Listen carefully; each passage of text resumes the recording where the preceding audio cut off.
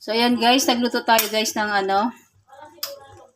ng tangging ginaisda. Ayan. Siguro siya guys, ginisa. Bali, napakulo lang ako ng sibuyas, kamatis. Tapos, maraming luya. So, ayan, nilagay yung isda at pinakulo ko muna guys yung mga kamatis guys bago ko nilagay yung isda. Lagyan ko siya ng maraming luya para tanggal lansa. Naglagay na ako dito guys ng bitchin at asin. So, ayan. Konti lang guys ang mga nilalagay ko. So, ayan guys, hintayin natin maluto yung ating isda bago natin nilalagay ang ating talbos. So, ayan, balikan natin guys maya-maya kapag ano na siya, luto na. Ayan, balikan natin maya-maya.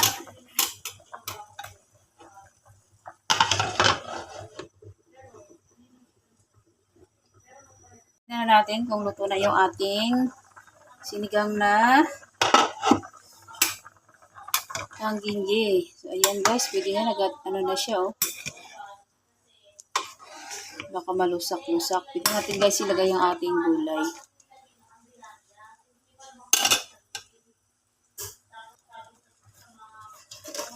Ayan guys, nilagay ko na yung ating sitaw at talbos ng kamote. Ayan.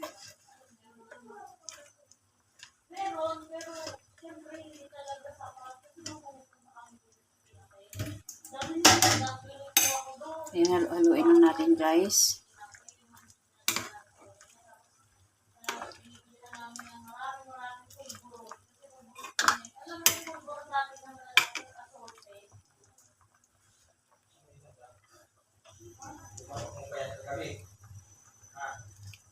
Ayan guys, luto na ating ilupin tuna.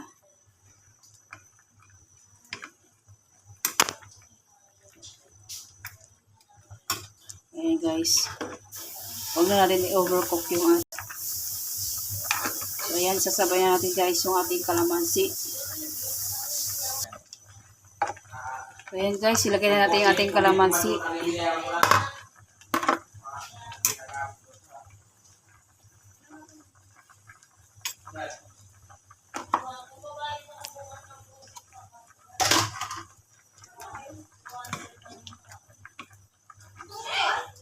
So ayan guys, pilihan natin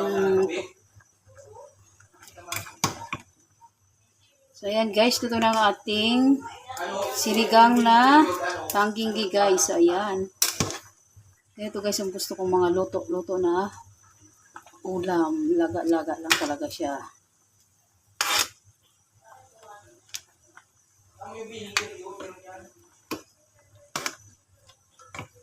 So ayan guys, pwede na to. So ayan guys, luto ng ating sinigang na tangginggi guys. Ayan. Ayan guys. So yun lang guys. Thanks for watching. Please like, comment, share, and subscribe. God bless.